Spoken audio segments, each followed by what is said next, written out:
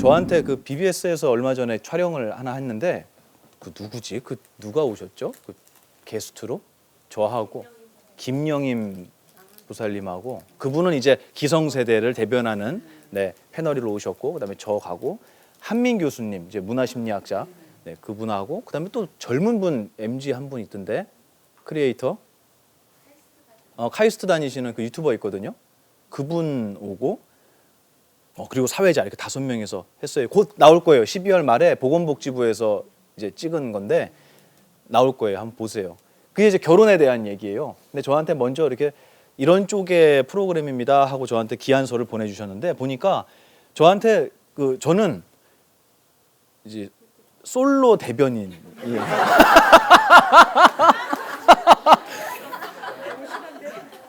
아니 그래서 저는 다행이라고 생각했어요. 저보고 뭐 결혼한 사람 대변할 수는 없잖아요. 솔로 대변인이고요. 쉽게 얘기하면. 그리고 이제 김영임 씨는 결혼을 하신 분의 이제 역할을 하시는 거고, 그다음에 그 젊은 크리에이터는 결혼을 앞둔 분의 역할이에요. 현실적인 고민을 많이 하고 있는 분. 이런 식으로 얘기했고, 한민 교수님은 결혼을 후회하는 분. 엄청 재밌었어요. 근데 그때 제가 얘기를 했는데 편집이 됐나 모르겠어요. 왜냐하면 이제 그 방향이 조금 더 결혼이라는 것을 긍정적으로 보고 이렇게 가정을 만들어서 살아야 한다라는 어떤 국가적인 우리 아시죠? 어떤 방향인지 그 방향을 좀 대변해야 되는 부분이 있기 때문에 그 프로그램 안에 녹여야 되기 때문에 그쪽으로 아마 편집이 되고 나갔을 거예요. 저는 좋아요. 결혼이라고 하는 거는 두 사람이 만나서 하나가 되는 거잖아요. 그죠? 근데 예전에 저희 큰 스님께서 그러시더라고요. 우리 고사님도 잘 들어두세요. 너는 결혼이라는 걸 왜 인간들이 하려고 하는 줄 아냐? 이렇게 물어보세요. 본능이잖아요. 그죠? 네. 왜 하려고 하는 줄 아냐? 그러시는 거예요. 그래서 글쎄요. 저는 결혼 생각이 없어서 잘 그랬더니 이렇게 말씀하시더라고요. 결혼은 하나가 되고 싶어서 하는 거야. 그러시는 거예요. 그러네요. 둘이 만나서 하나가 되는 게 결혼이겠네요. 너 이혼은 왜 하는 줄 아냐? 이렇게 물어보시는 거예요. 왜요? 하나가 되고 싶어서 그런 거야. 결혼 전에 우리는 자기가 완전하고 완벽하지 못하다고 생각한대요. 나는 반쪽이라고 생각하는 거예요. 그래서 반쪽끼리 만나면 뭐가 되겠어요? 하나가 돼서 정말 행복하고 완전한 우리는 하나가 될 거야 라고 생각했는데 결혼을 했는데 방에 몇 명이 살아요? 2명이 사는 거예요. 하나가 못 되는 거예요. 마음. 집안에 둘이 살면은 결혼이 아니잖아요. 하나가 돼야 될 거 아니에요. 둘이 만났으면. 근데 살다 보니까 하나가 안 돼. 둘이야. 그럼 어떻게 해야 될까요? 하나가 되기 위해서 이혼하는 거예요. 이 얘기를 해주셨어요. 이 얘기를 왜 해주셨을까요? 저한테.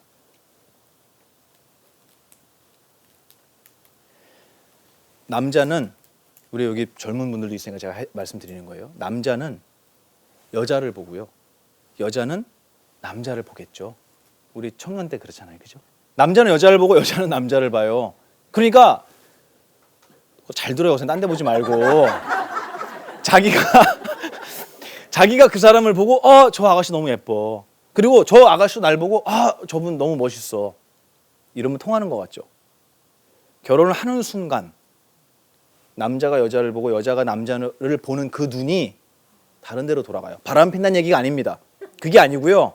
남자는 자기가 인생에서 소중하다고 생각하는 방향, 내가 해나가야 할 방향을 바라봐요. 그건 직장일 수도 있고요. 돈일 수도 있고요. 친구일 수도 있어요. 그게. 여자도 마찬가지예요. 결혼을 한 뒤에는 남자를 더 이상 볼 필요가 없어요. 왜냐하면 하나가 됐잖아요. 그러면 이제 나의 삶의 가치를 찾는단 말이에요. 그게 어떤 분은 정말 남편일 수도 있어요. 어떤 분은 가정일 수도 있고요. 자식인 사람도 있어요. 아니면 나는 사회적인 커리어를 포기할 수 없어. 해서 다시 사회를 보는 분도 있어요. 이러면 이제 보는 방향이 같아요, 달라요. 그때부터 싸우기 시작하는 거예요. 근데 말은 뭐라고 하는 줄 아세요? 당신 변했어. 이래요. 변한 게 아니지. 원래 그랬다니까요. 제가 아까 수정이 얘기했잖아요. 수정이 유명 인사 됐네. 큰일 났네. 원래 그랬던 거예요. 원래. 근데 잠시 이성이 만나는 잠시 서로가 서로를 볼 뿐이에요. 그러니까 잘 통한다고 착각이 된 거예요. 그 사람도 나를 좋아하고 나도 그 사람을 좋아하니까. 근데 결혼하고 나면 그 사람은 자기의 삶의 가치를 찾을 거예요. 나 역시 나의 삶의 가치를 찾을 거예요. 그래서 하나가 아니라는 것을 그 뒤에 알게 되는 거예요. 그런데 연애할 때 그걸 아시잖아요. 그러면 결혼 못 해요. 왜냐하면 쟤는 나보다 일이 더 소중한 사람이야. 이거 많이 들으셨죠? 맞아요. 나쁜 사람이에요, 그게? 아니, 결혼하고도 그 사람은 그렇게 할 거예요. 알고 해야 되지 않겠냐는 거예요. 근데 모르고 하는 거예요. 그래서 이 젊은 신혼부부인데, 예전 일입니다. 20년도 더 된 얘기인데, 그 신혼부부가 저희 큰 스님을 찾아와서 법문을 듣고 질문을 한 적이 있어요. 스님, 결혼하면 다 싸운다고 하던데 저는 저희 지금 제 이제 혼인 신고를 하고 결혼식은 그 뒤에 한다 그러더라고요. 아직 결혼식은 안 했지만 저희 결혼을 했습니다. 그런데 단 한 번도 연애하면서도 싸운 적이 없었는데 다들 그렇게 얘기한대요. 결혼해봐라. 왜 안 싸우나? 이렇게 얘기를 하는데 그 말이 너무 듣기 싫대요, 자기는. 근데 한편으로는 불안하다는 거예요. 진짜 싸우면 어떡하지? 그래서 저희가 싸우지 않을 수 있는 방법을 알려달라고 큰 스님께 말씀을 드린 거예요. 그랬더니 큰 스님이 이렇게 말씀하셨어요. 그림을 정말 잘 그리는 화가가 있는데 이 화가가 2장의 백지에 그림을 그리는데 똑같이 그림을 그리려면 어떻게 해야 되겠냐고 물어보시는 거예요. 어떻게 해야 되죠? 그렇지. 어떤 분한테 제가 얘기했더니 복사해요 이런 분이 있어요. 제발 그러지 마요. 복사해도 그림은 다르죠. 복사해서 그림 똑같으면 유조지폐 만들게. 점 하나만 찍어도 달라요. 아무 그림을 안 그리면 2장의 도화지가 하나라고. 똑같다고. 그 얘기는 무슨 말이냐면 저 사람은 이런 사람이야 라고 결혼 전에 내 마음에다 그림 그려야 안 그려요? 그리죠. 결혼하고 우리는 다 변하는 존재라 그랬잖아요. 결혼하고 나에 대한 사랑이 식은 게 아니라 그 사람이 이 가정을 이끌어 가려면 바라봐야 하는 방향이 부인이 아니에요. 부인만 쳐다보고 있다고 가정에 돈이 들어오는 게 아니잖아요. 돈 벌어야 될 거 아니에요. 부인도 마찬가지로 돈 벌 거 아니에요. 남편만 쳐다보면 돈이 나옵니까? 그럴 줄 알고 결혼했지만. 그러니까 먹고 살으려면 난 사회도 나가야 되고 사람들도 만나야 되고 처세도 해야 되고 사회활동도 해야 되고 인맥관리도 해야 되고 인사도 다녀야 되고 회식도 싫은데도 나가야 되고 맞잖아요. 현실적으로 가만히 보면은 우리가 알고 있는 그 사람, 내가 알고 있는 그 사람의 흔적이나 남아있을런지 모르겠어요. 남자는 여성의 부인에 대한 그림을 그리고 있고 부인은 남편에 대한 그림을 그리고 있어서 이 그림을 가지고 나중에 계속 맞춰보는 거예요. 둘이 맞겠냐고. 이게 안 맞죠. 절대로 그 사람에 대한 그림을 그리지 말라고 이렇게 말씀하셨어요. 그러면 안 싸울 거라고. 이게 큰 스님께서 무슨 결혼 상담가가 아니시잖아요. 이게 절집안에서 있는 가장 중요한 화합의 첫 번째예요. 그 얘기 제가 해드리고 싶었어요. 우리 거사님한테 선물 드리는 거예요. 뭐냐면 그 사람은 이런 사람이야 라는 그 사람에 대한 정의 있죠. 이거 내리지 마세요. 이거 정말 나쁜 습관입니다. 나쁘다는 게 악하다는 게 아니라 그 나쁜 습관 때문에 내가 다치고 그 사람이 아파져요. 보만 스님은 이런 사람이야 라고 여러분 그림 그렸어요? 안 그렸어요? 그렸기 때문에 어느 날 저를 만났는데 쩐내가 나면 환상이 깨지는 거예요. 환상이 깨지는 거예요. 저 세수한다 그러면 스님이 세수도 하세요? 밥도 드세요? 화장실도 가세요? 그럼요, 다 하죠. 저 사람은 이런 사람이야. 세상은 이런 것이야. 우리 부모님은 이래. 누군가를 바라보면서 그 사람에 대해서 몇 가지 되지도 않는 기억을 근거로 그것도 내 눈을 통과해 들어온 기억이에요. 말도 안 되는 거예요, 이거. 그 몇 가지 정보를 가지고 그 사람은 이런 사람이야 라고 판단을 해버리는 거예요. 여러분 챗 GPT에다가 올리면 거짓말 해요, 안 해요? 왜 하죠? 걔가? 나빠서? 빅데이터가 별로 안 좋아요, 아직. 블로그에서 긁어오고 뭐에서 긁어오고 이상한 사이트에서 다 긁어오니까 거짓말을 하는 거예요, 그 친구가. 걔가 나빠서냐고. 아니요. 근데 문제는 뭐냐면 이건 이래서 그렇고 저건 저래서 그렇습니다 하고 엄청 똑똑한 척을 하고 대답을 해요. 제가 볼 땐 이렇습니다가 아니에요. 걔는 AI는 이렇습니다 하고 얘기하니까 속는 거예요. 똑같아요. 저 사람은 이런 사람이야 라고 판단하는 순간부터 우리는 속게 돼 있어요. 그리고 그 사람 역시 속상해져요. 난 아닌데. 아셨죠? 지금이라도 늦지 않았으니까 저분에 대해서 난 저분이 가깝다고 해서 저분을 아는 게 아니야. 그래서 우리 어디 갔어? 우리 승은이처럼 젊은 이 어린 친구들이 세상에 나가면 부모님들이 그렇게 얘기해요. 우리 딸내미 이 험한 세상에서 정말 나가서 누구한테 해코지 당하지 않을지 너무 세상이 무서워. 정말 조심해야 돼. 이렇게 얘기를 해요. 엄마 오늘 안 오셨어요? 왜 안 왔어요? 대신 아빠가 오셨네. 아빠가. 네. 그런 생각 하죠. 정말 험한 세상에 딸내미 내보내서 키우기 힘들죠. 왜 가해자일 거라는 생각을 안 해요? 항상 그 얘기예요. 왜 가해자일 거라는 생각 안 하냐고. 그러면 가해자는 부모 없냐고. 다 있어요. 그 부모한테 물어보면 우리 딸은 그럴 애가 아니라는 거예요. 가까운 사람은 되게 쉽게 판단해요. 되게 잘 안다고 착각해요. 우리 가족이 그래요. 가족이. 그래서 가까운 사람일수록 더 예의를 지키고요. 가까운 사람일수록 여러분 말 놓으시면 안 돼요. 제가 항상 그 강의할 때마다 그 얘기 하잖아요. 존댓말. 자식들은 반드시 부모님한테 존댓말하고, 그리고 그 존댓말을 듣고 싶잖아요. 그러면 부부끼리 존댓말하세요. 제가 부탁할게요.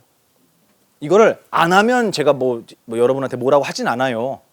하지만 여러분 노력해 보세요. 말도 안 돼. 부부끼리 어떻게 존댓말해. 가족끼리는 그렇게 하는 거 아니에요. 그런 거 하는 거 아니야. 괜찮아요. 해보세요. 그리고 못하겠으면 안 하셔도 돼요. 대신 존댓말을 했을 때 얻어지는 엄청난 이익은 못 보실 거예요. 아셨죠? 늦지 않았어요. 남편이 사별하신 분만 아니면 새로 잡아다가 하실 거예요. 그런 거 아니잖아요. 농담한 거고요. 그거 말고 내 주변에 꼭 남편 부부가 아니라도 내 주변에 사랑하는 분들이 계시다면 꼭 존댓말 해보세요. 아셨죠? 네, 꼭 해보세요. 우리 자제분들도 꼭 해요. 우리 민규도 꼭 해요. 자꾸 해요. 그래서 존댓말을 쓴다는 것은 상대방을 존중하는 거예요. 존중한다는 건 그 사람을 높이는 거예요. 그럼 누구도 높아져요? 나도 높아지는 거예요. 내가 그 사람을 하대할수록 내가 천박해지는 거예요. 아파트에 계시는 우리 경비 보시는 분들 있잖아요. 경비 아저씨들, 그죠? 그분들 하대하는 분 되게 많대요. 택배 기사들한테 막말하는 사람 진짜 많대요. 경비 아저씨 무릎 꿇혀놓고 사과받는 입주민도 있다면서요. 나이가 70이 넘은 분을. 그분이 범죄자입니까? 근데 좋아요. 나이가 70이 넘은 분을 무릎 꿇혀놓고 나이 30, 40 된 이 젊은 입주자가 반말로 소리 지르면서 사과를 받았어요. 그럼 자기가 높아집니까? 그거를 몰라요.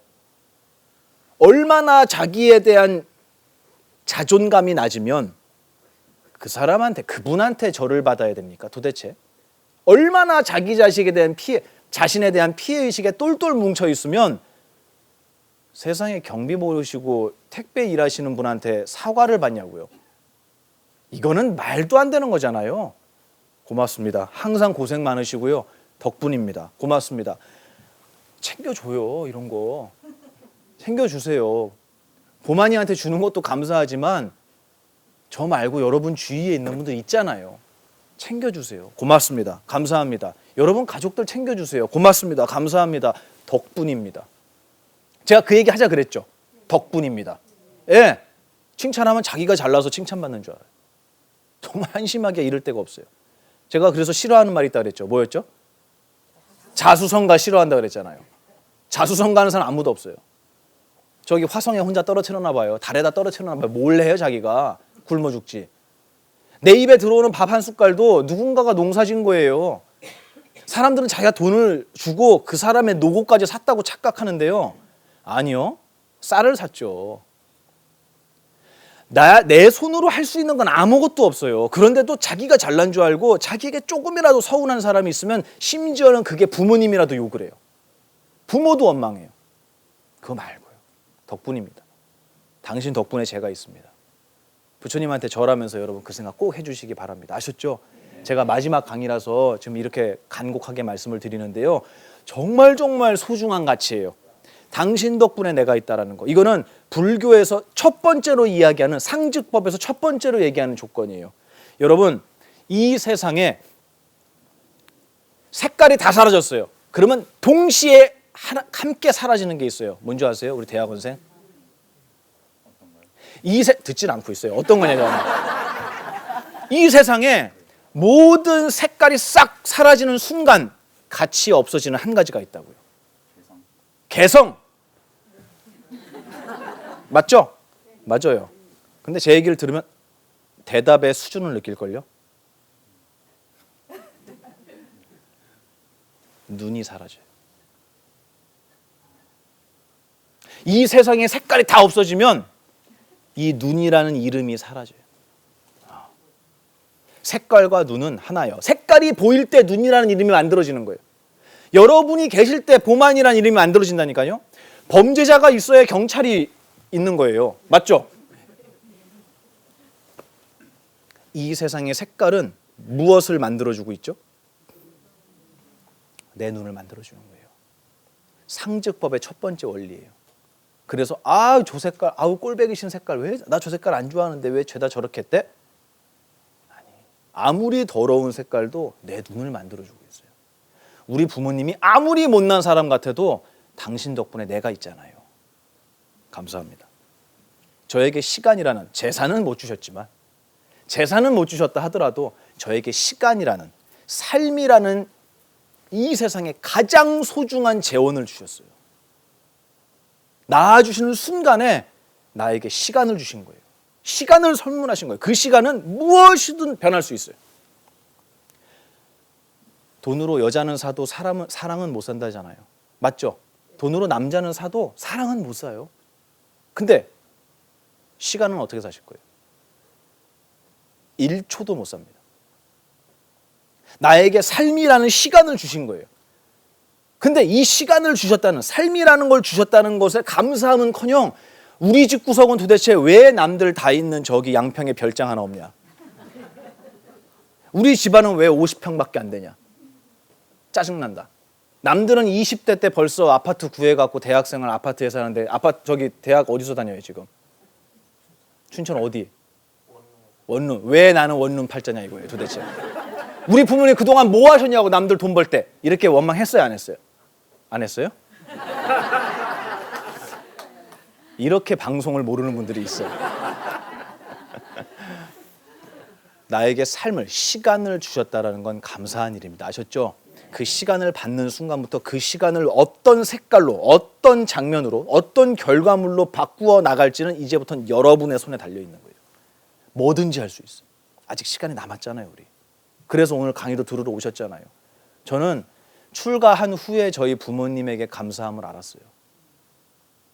저는 저희 아버님의 나이에 저 아버님이 저를 낳으셨을 나이가 있으셨을 거 아니에요.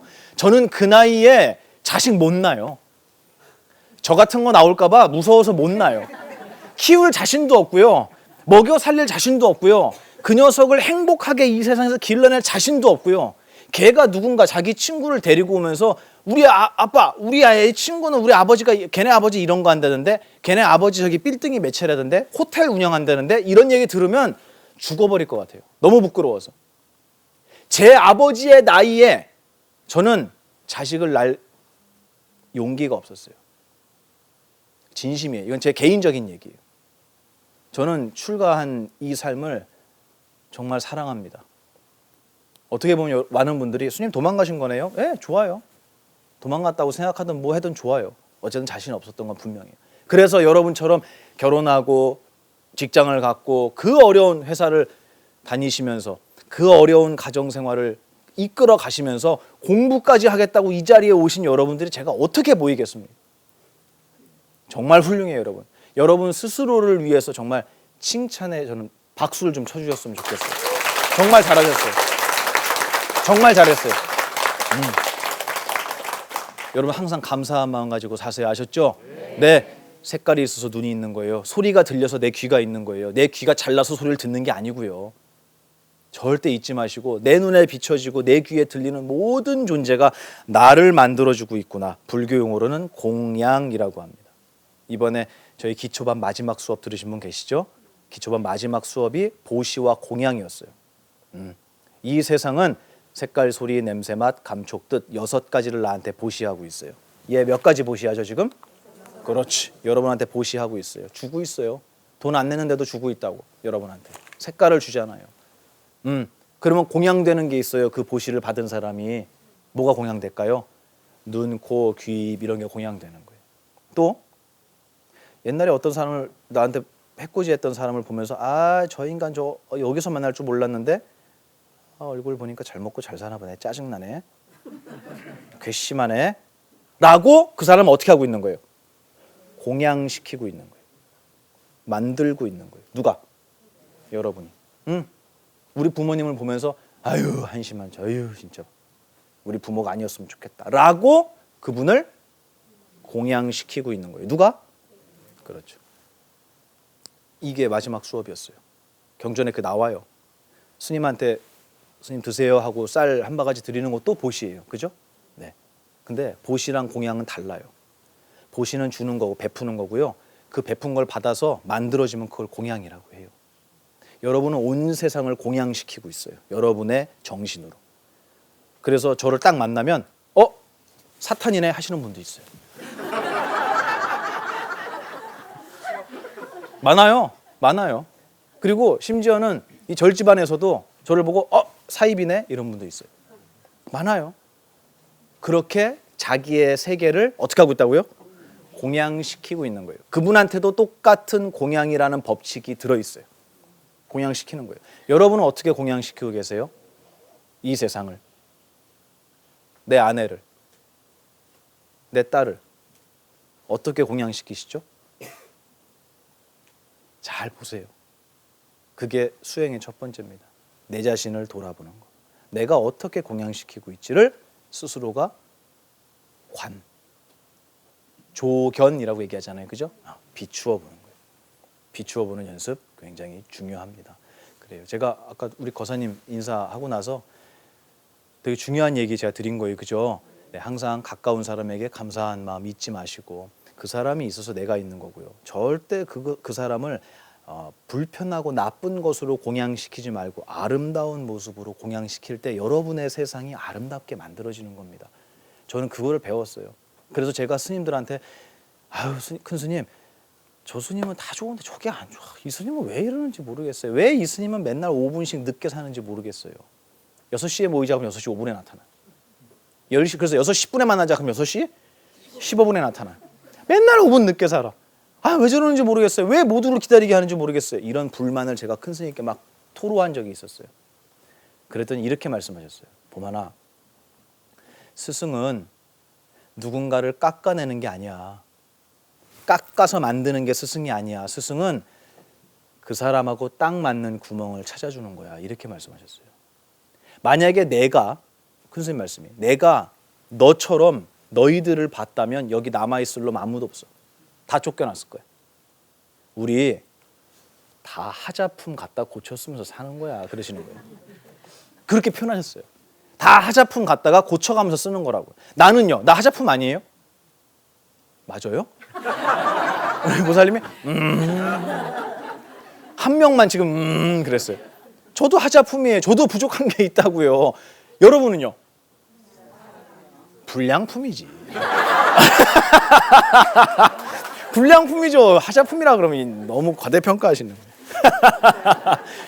다 그런 거 고쳐가면서 쓰는 거예요. 완벽한 사람이 어디 있습니까? 그런데도 우리는 불편한 거, 부족한 것만 보고 사는 거예요.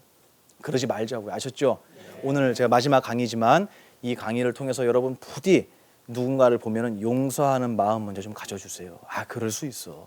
그래, 그럴 수 있어. 그래, 힘들 수 있어. 그래, 아무리 자식이라도 부모한테 저렇게 함부로 속 썩이는 말 하죠. 그죠? 엄마는 이러고 자식은 아니래. 동시에 했어요 지금. 자식은 아니고 엄마는 이래. 그런 말 하면 그래, 그럴 수 있어. 우리 이제 중학생인데 이제 고등학교 가는데 얼마나 고민이 많겠어. 그럴 수 있어 하고 용서해 주세요. 택시기사가 앞에서 확 끼어들면요 날리지 마시고, 네? 그 막 신나게 하지 마시고, 그래, 그럴 수 있어. 먹고 사느라고 바쁘니까. 고속도로에서 막 칼치기 하면서 막 가는 애들 있죠, 그죠? 저 거지 같은 거 저 운전면허를 고스톱을 따서 쳐갖고 딴나 저 운전을 저렇게 하다 가다가 그냥 이러지 마시고 제가 큰 스님께 그랬거든요. 스님 깜짝 놀라서 확 껴들어서 아유 저를 정신 나간 놈이 그러고 제가 깜짝 놀라서 브레이크를 밟았더니 큰 스님께서 그러시더라고요. 야 돌아 똥마려운가 보지. 진짜예요. 너무 급해서 미칠 것 같아서 휴게소를 향해 달려가고 있나 보지. 그렇게 보면 안 되냐는 거예요. 용서 좀 해주세요. 화낼 준비하고 살지 말고 용서하고 진짜 아끼고 안아줄 준비하고 살아도 우리 인생 똑같이 살아가잖아요. 그래도 24시간이잖아요. 맞죠? 우리 그렇게 살자고요. 저 그렇게 살고 싶어요. 여기 계신 분들 하자품이에요.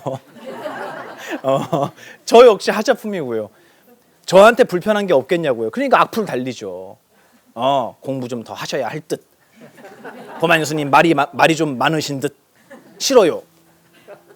왜 불편한 게 없겠어요. 부족한 게 없고. 하지만 좋은 거 먼저 보자고요. 아셨죠? 네. 제발 좀 그렇게 우리 여러분의 삶을 아름답게 사는 수행자가 됐으면 좋겠습니다.